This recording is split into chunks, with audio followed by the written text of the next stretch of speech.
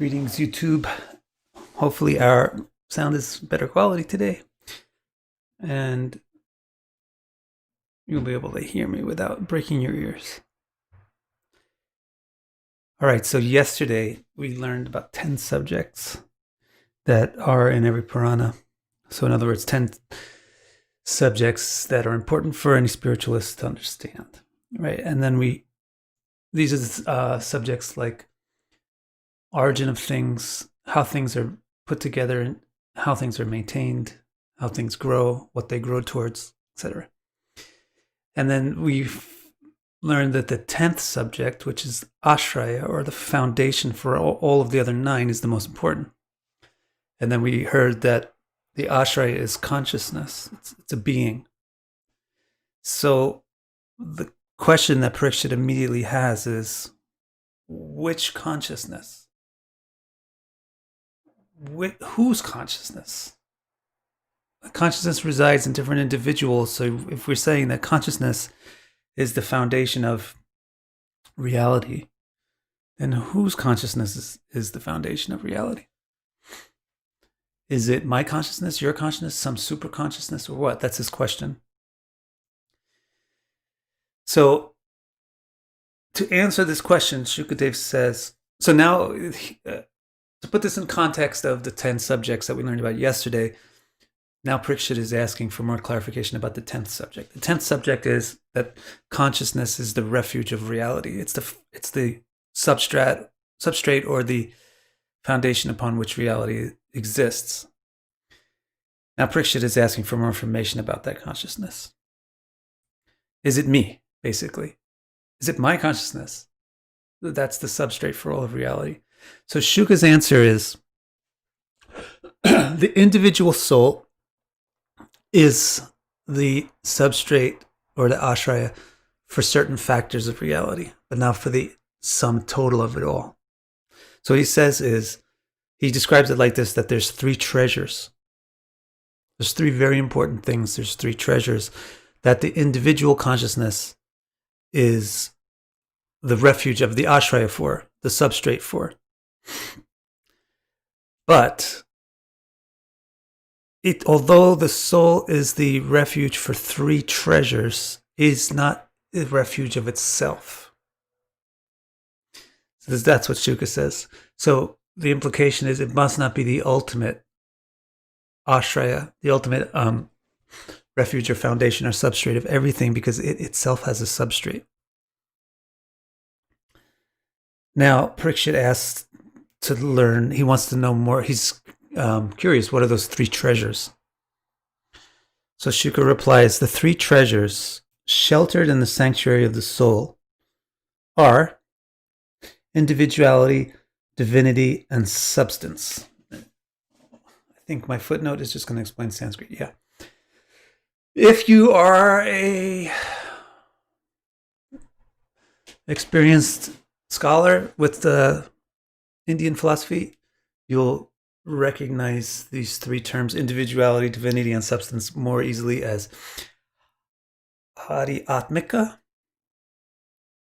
Adi Daivaka, and Adi Bhautika. These are the 3 treasures. Bhuta means substance. Daiva means conscious power, divine power, which means sentience. So divinity is actually like sentience, power of sentience. Substance, next week, I will install a hardwire because this Wi-Fi is not going good. Is it back on now?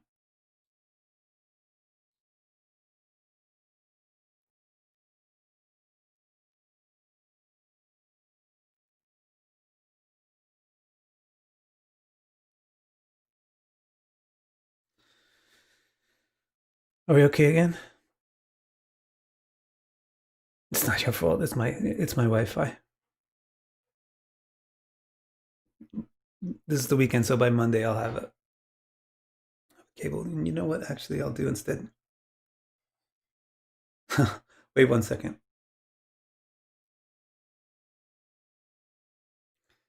Am I there?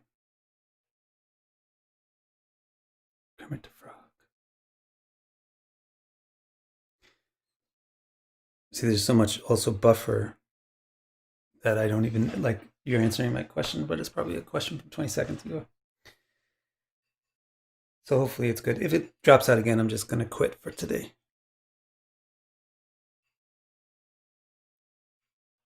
So let me know that I'm back. I think I'm back.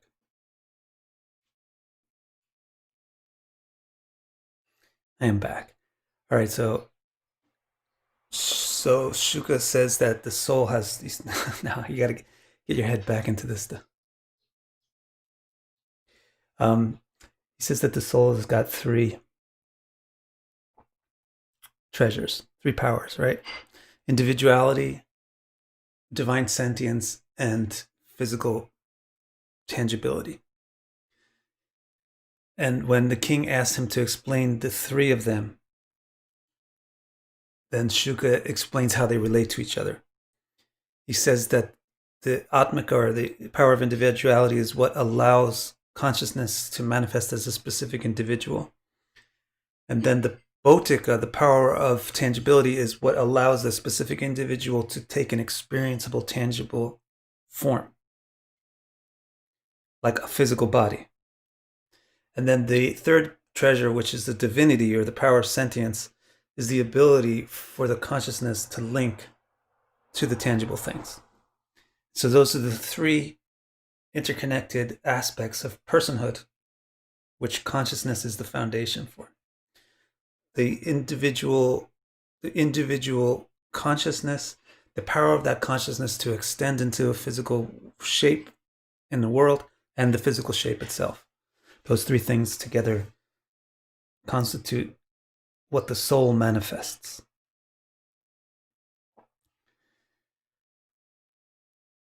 Shuka clarifies individuality is tangible as consciousness, the awareness of things from a particular point of view. So the way that you experience the soul's treasure of Adhyatmika is in the fact that you have individuality, which Sukha defines as the ability to perceive something from your particular point of view, not from somebody else's point of view, from you having your own point of view on reality.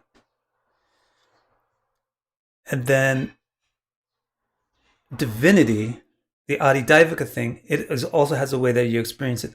The way you experience it is in your ability to perceive things.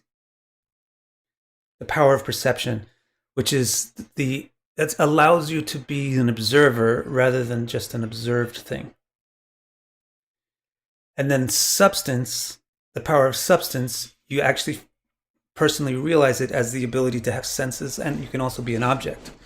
People can also perceive you, and you can interact with tangible things because of it.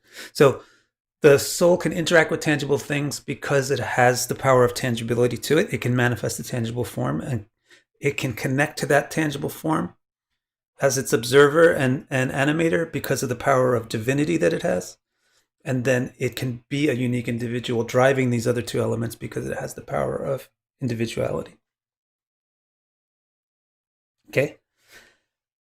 Parikshit has one more question. He says, how does the body stand between consciousness and perception? And Shuka explains, in one sense, it means that the body is a conduit for consciousness and perception, an interface between the two. In another sense, it means that the body is a divider, a blockage between the two, because investing individuality into an unreal substance cuts us off from divinity. Now that the king understood the three treasures, so I think now you also understand the three treasures that are sheltered in the soul. The soul manifests these three. Now, there was another point that Shuka mentioned. He said the soul manifests three things, which are very important things, but it's not the ultimate source of reality because it doesn't manifest itself. And I can give you a practical way to understand this. That you manifested your body, and you're currently manifesting your body, but not mine. I'm manifesting my body. And you are aware of your body and the inside of it and the outside of it and this area surrounding it, but not mine. So they're separate individuals manifesting separate instances of reality. But the reason why you know that there must be a deeper layer to reality is that my reality and your reality are synchronized in many, many, many, in the majority of ways. They're only slightly subjectified. So there must be a third party consciousness which manifests me and you, who thereafter manifest our own individual takes on reality. So that's basically what Shuka is explaining. He's saying the soul manifests its own little world by manifesting its individuality and using its power of perception to become tangible in the world. But there is a deeper level of what's manifesting reality because all these little individual worlds are linked. So there must be a consciousness which links all the individual modes of consciousness. So that's the thing. Now let's see what Shuka actually says here. Parikshit, the king asks, why did you say that the soul is not its own refuge? The soul is not its own foundation. Why did you say that? And what is the soul's foundation? So Shuka explains the three qualities cannot shelter themselves because their existence is relative to and dependent on one another. If one is absent, the others cannot manifest. Thus, as a unit, they must be sheltered or anchored in some fourth entity. So he takes a step back and he says, look, you got the body, the mind, basically, divinity, and the ego, individuality. None of these three things can be the ultimate being because they're all interdependent on one another. There's no way for a body to function or manifest if it's not in touch with a mind and an ego. There's no way for a mind to function if it's not in touch with the senses of a body and it's driven by an ego. There's no way for an ego to manifest anything if it's not in touch with a mind and a body. So you know that no one of these three interdependent parts can be the ultimate foundation. There has to be a fourth entity, which is the foundation. That fourth entity, which is the foundation, is the soul, the individual conscious being. So he says, thus, as a unit, they must be sheltered or anchored in some fourth entity. That entity is the soul, the true individual. The soul can therefore possess and utilize all three treasures. So the soul, or the individuate consciousness, possesses these three powers of individuality, sentience, divine power, and tangibility. It possesses and utilizes them. But the soul is not self-sufficient. It is dependent upon a fifth entity, the Supreme Soul. So three treasures are sheltered in the soul, and the soul is sheltered in the Supreme Soul. The Supreme Soul is self-sufficient, his own shelter. Thus, the ultimate refuge of everything is the Supreme Soul. So that's what he was explaining. That all the consciousnesses manifest these realities, but all these realities are linked because all of these consciousnesses are manifested by a root consciousness. And that root consciousness is the ultimate Ashraya.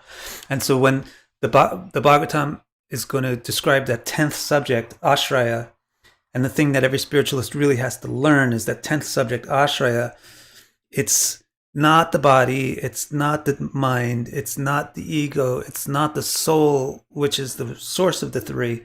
It's the super soul, which is the source of all the souls, that is the ultimate refuge and the ultimate origin of reality, ultimate consciousness generating reality.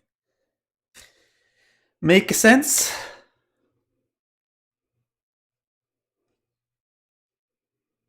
Oh, there's still quite a bit in this chapter.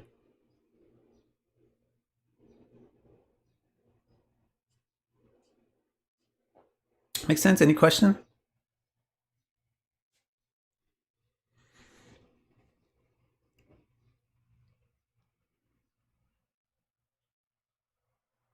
The next bit is unrelated.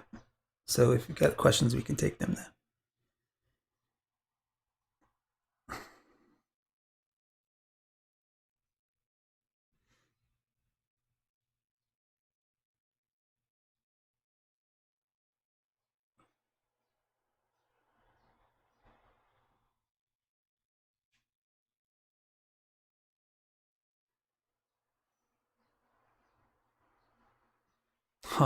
This is kind of cool.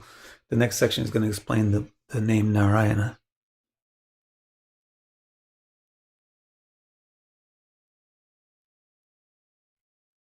All right, I guess that means there's no questions on this. So let's get on and hear this explanation of the word Narayana. So now it's going to switch gears.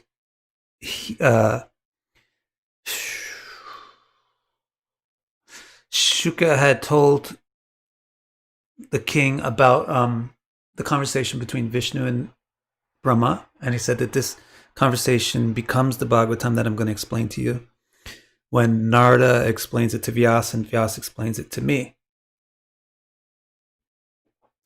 And that it gets expanded by our explanations, and it focuses on 10 subjects, and then he explained the 10 subjects. The 10th subject was refuge, which Abhishek is asking about right now, our ashraya. And the Shuka summarized that ashraya is the consciousness, which is the substrate of reality. And then Parikshit said, well, tell me more about that. What consciousness really? Is it the individual consciousness? And then Shuka clarified the individual consciousness manifests the individual components of reality, but all of reality is coordinated and tied together by an underlying superconsciousness. So refuge means ashraya, which means like origin, as Kermit says, or which means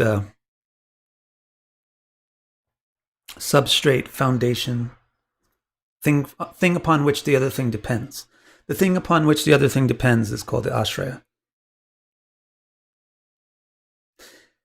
So now that's done, the king is going to start to answer another question that Parikshit had. The Parikshit had a question of when the universe is considered to be a divine body, what is its relationship to the original consciousness? And so Shuka starts to answer that question here. He says the original person separated the universal egg from himself. So there's the egg. Egg is always the thing which contains the ingredients required for life. So he takes the egg from himself and puts it someplace so that it can exist. Like a chicken lays an egg. The original person lays an egg. The original person separated the universal egg from himself. So he separates it from himself, but yet he remains inside the egg as the embryo in it. But Shuka clarifies that he is the embryo within the egg that he separated from himself, but it says in a pure, unentangled way, he's the embryo within the egg. So I think he says that because typically the embryo is dependent upon the egg for its existence. But here is not the case, because the embryo inside the egg is the same entity that produced the egg.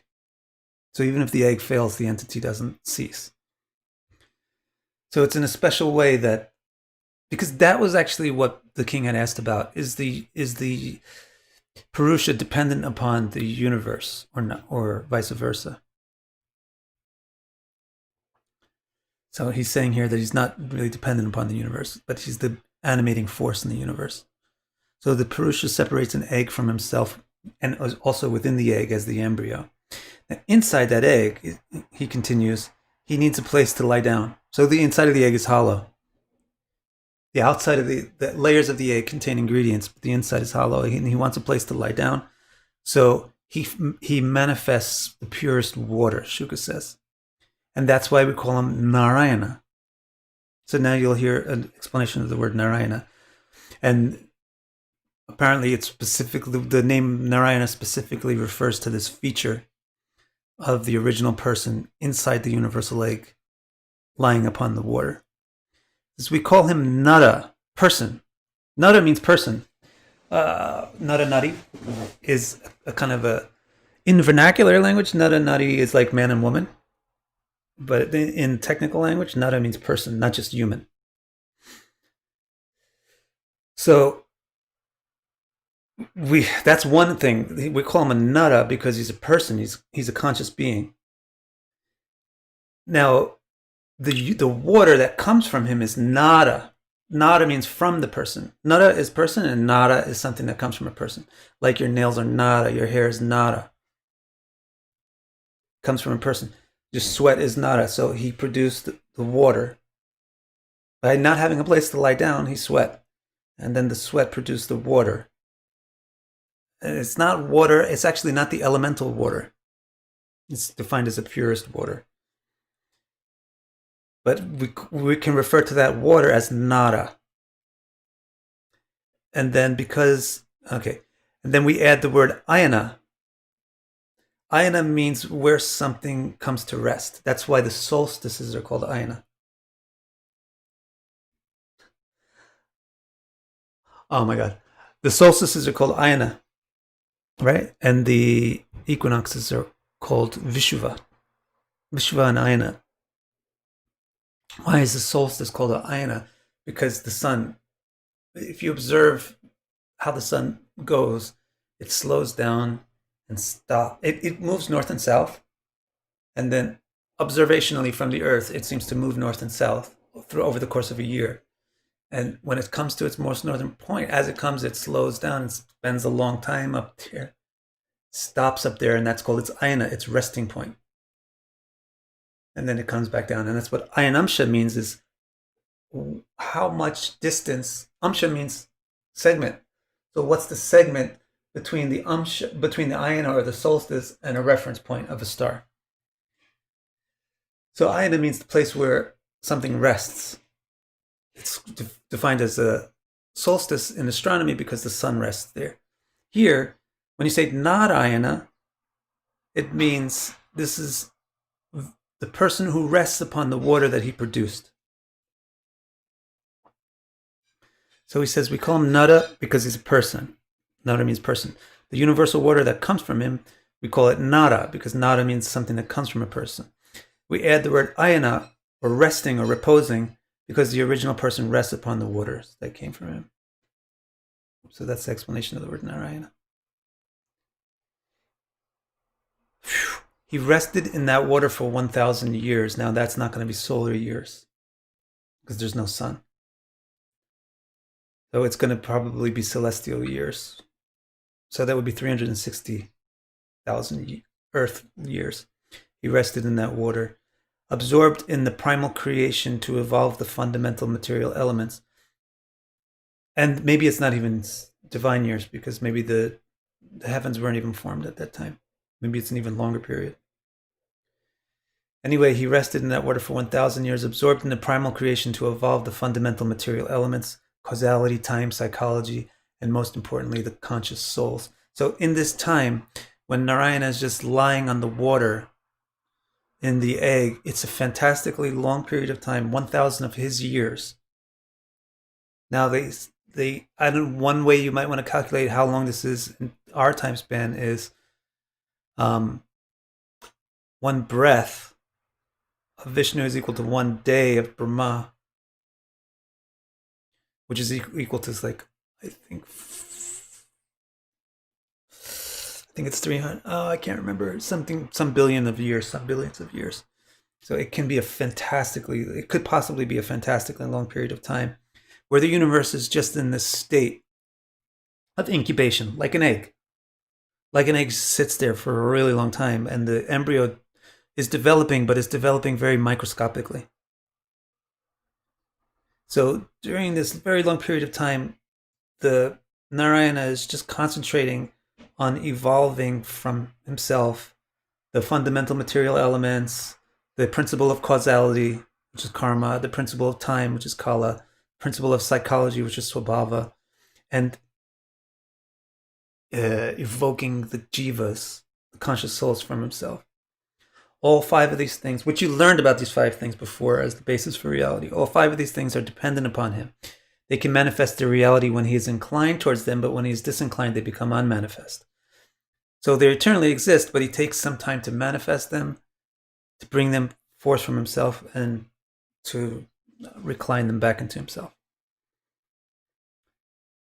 The one desired to be many. This is a super important statement. The one desired to be many, so he arose from his own bed and injected his effulgently golden divine potency into his illusory magic.